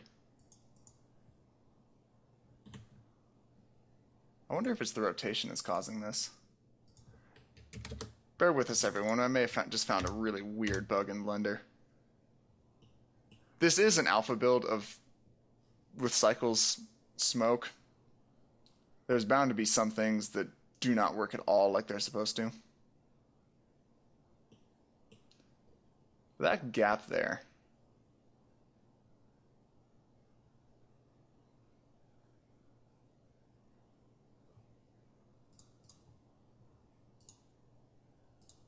That doesn't appear when I viewport render it, though. Nope, the viewport render is correct.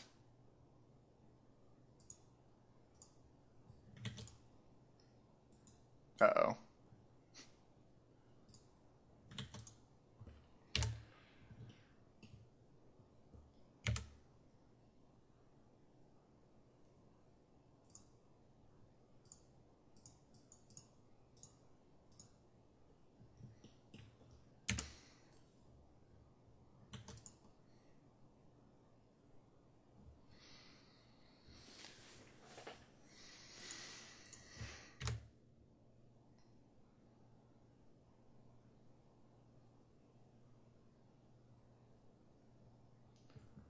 Seems tied to the transparent background.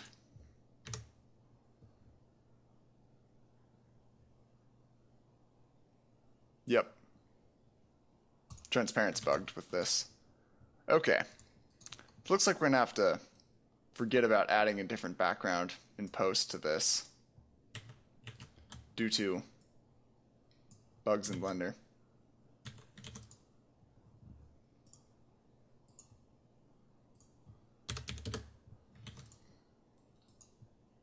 And just stick with the black background for right now. So without any further ado, go back to our path testing. So I have branch path loaded up right now. Do this one quick test and see how much noise we have in the different passes. You can see we got a good bit of diffuse noise and a lot of glossy noise. So if you look at the glossy direct pass here, you can see this noise matches up pretty well with this here, which shows most likely with more glossy samples we can take care of that. So I'm going to go ahead and bump both of these up to 2 just to test for right now. And we also have some noise in the flame itself. I'm going to go ahead and drop down the step size because that's probably way too big. Let's try this and see what we get.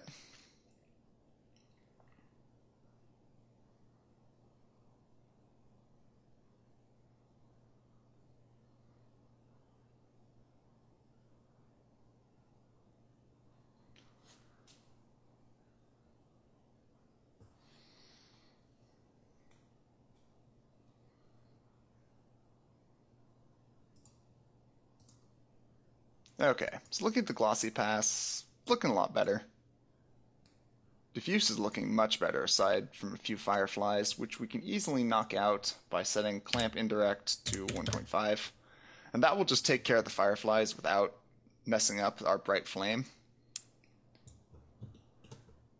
which should have some pretty high values compared to the rest of it. Yeah, that's actually looking pretty good.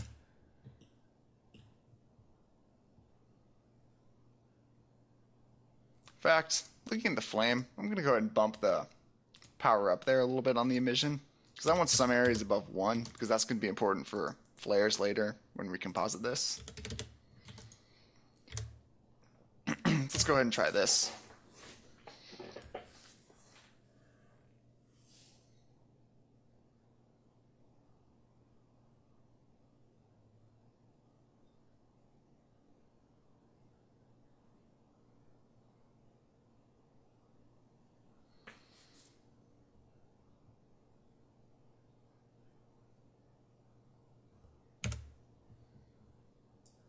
Yep. See those values there, how they're above 1? That's going to give the glare node something to lock onto in a little bit.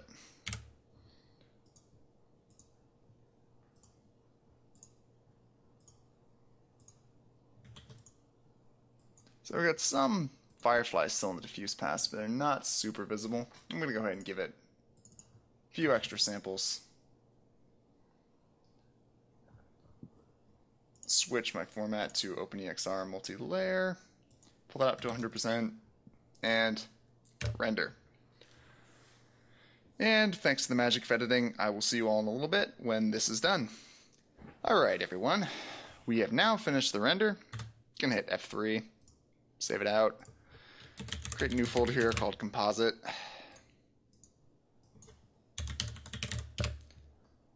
And save that. We're going to create a new blend file now, go to the node editor, compositor tab, switch on use nodes, backdrop, delete the render layer input. Instead add an image node, grab the file we just made, save this as Lantern Composite. And I usually like to add a viewer node at the end and join it with the comp node via our little reroute and frame them. Just a little bit of an organization thing I like to do. And I left all these passes on, but I don't think I'm going to use them. But the first thing we need to do is put a better background on this. Now, we weren't able to render with an alpha channel because of a weird bug, but fortunately our background is all black and we can knock it out very easily. We can take a math node, set it to less than, feed in our image, set that to 001, What this should do is just mark all the black areas. Exactly.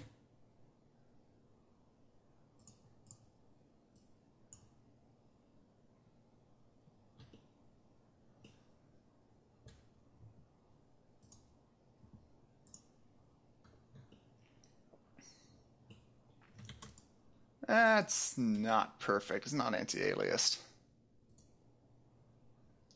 Might be able to do a better job with the Luma keynote.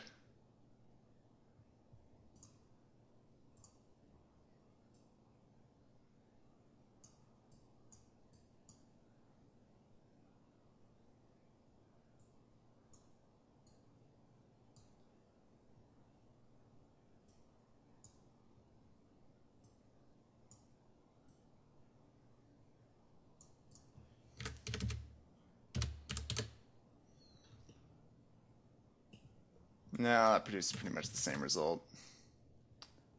We'll have to live with the edges then.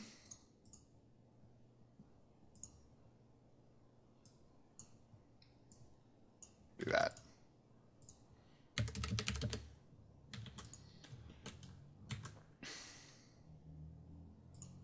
Put the backdrop in. Gonna go and roll this up. So now let's go over and make a backdrop. This is not going to be anything fancy because it's going to be out of focus, but call it lantern backdrop. Make it 1920 by 1080 with black. Let's get a basic soft brush. What I'm going to do here is just hand paint something very, very simple.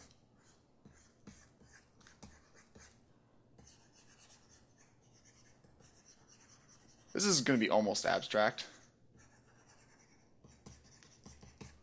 Once we get into the compositor, I'm going to defocus this a little bit.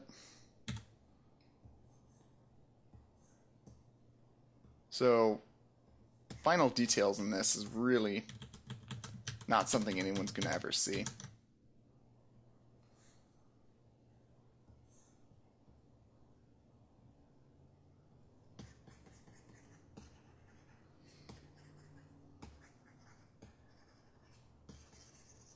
I just want something back there so it's not black.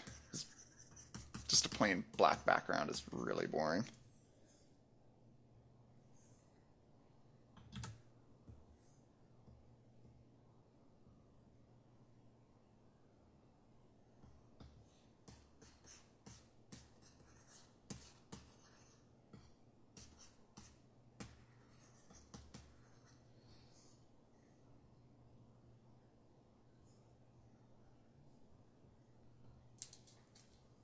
Erase these little points I made. Don't like them.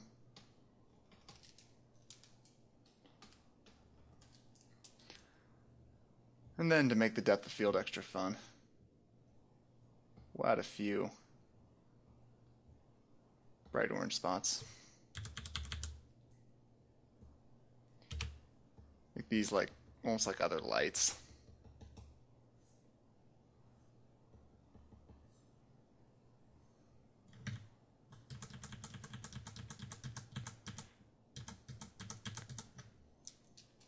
Helps to put these on a layer at full opacity.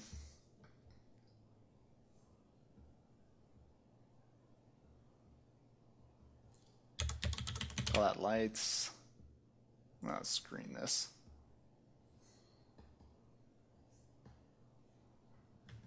No, nothing over there. I don't want to get in the way of the lantern.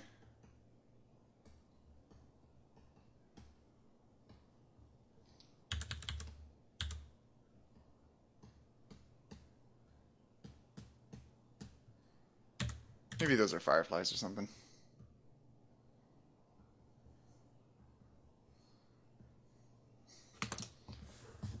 That should do.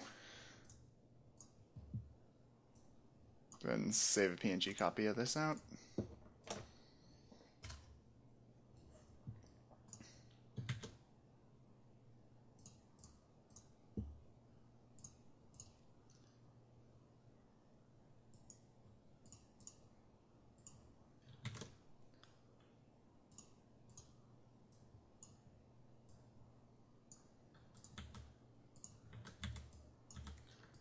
Okay.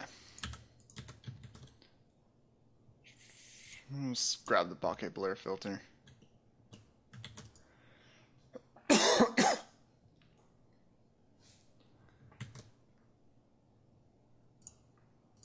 We'll go ahead and add a bokeh image node. Roundness 1, that'll give us a DSLR type lens.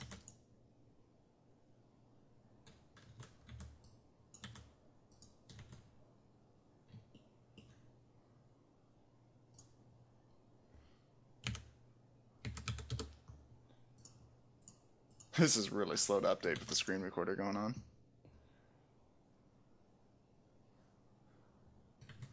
Okay, so the other issue with this is that it's a little bit bright, so I'm going to add a color correction there and just gain it down. Also make it less colorful because it's too colorful.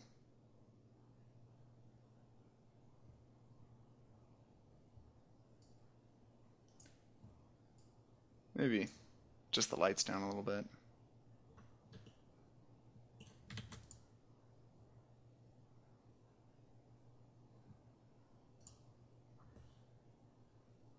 This needs to be more blurry.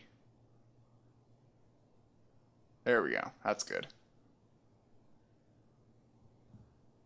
Okay, so I'm going to go ahead and mute the bokeh blur node right now for performance reasons because we got some other slow ones still to do. I'm going to go down to Filter, Glare. Drag that down there, set mode to Fog Glow. I'm going to do Color. Add the Fog Glow result on top. And we're going to set the mix to 1 so the output is of the Fog Glow node is only the glow. So we don't get an image duplicate in there. Scale up that. There we go. It's a nice little gleam. We're going to do basically that same process again. We're going to have the glare node in a different function. Instead of fog glow, we're going to put it to streaks and put streaks to 2.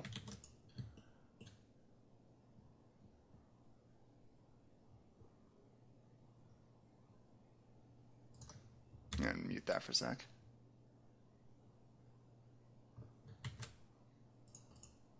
I'm going to check the output of this node really quick.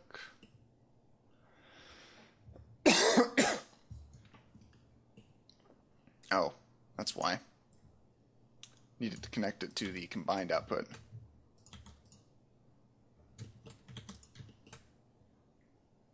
Okay, it's just those streaks a little bit more.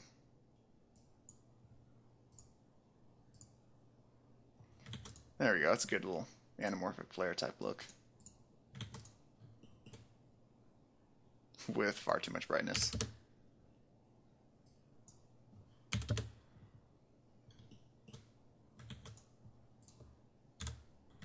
Let's try that. That's affecting the glare node. Make my life a little bit easier. I'm gonna do it pre-fog glow.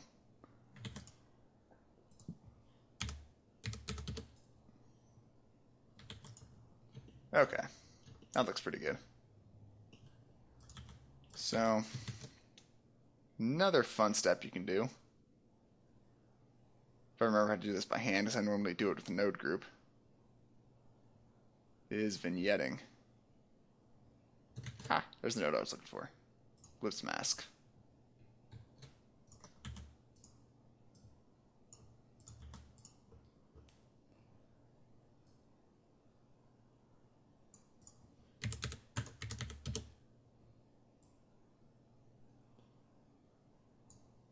Make this into a nice roundel covering the screen.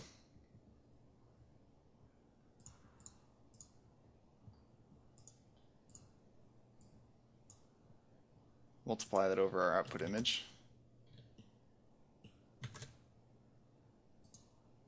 Blurring it first.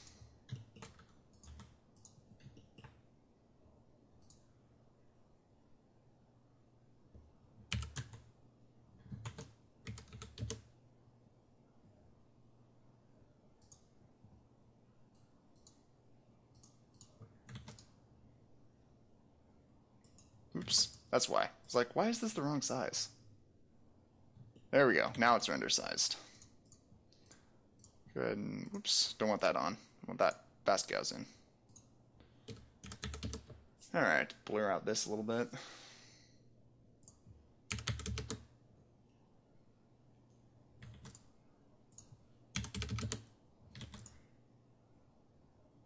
Actually, those little streaks are too strong. Gonna go and drop them back a little.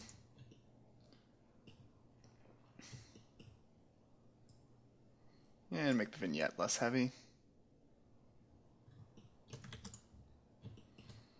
Alright. Alright. Thanks to the magic of editing, the composite is now done. And here it is, our finished product of, what is this, 2 hours worth of work? I don't think it's too bad, personally. I hope you enjoyed this little live tutorial. I hope you learned something just sitting here watching me work and babble, especially about flames and cycles, if nothing else. Thank you for watching. Enjoy your evening or day as it may be.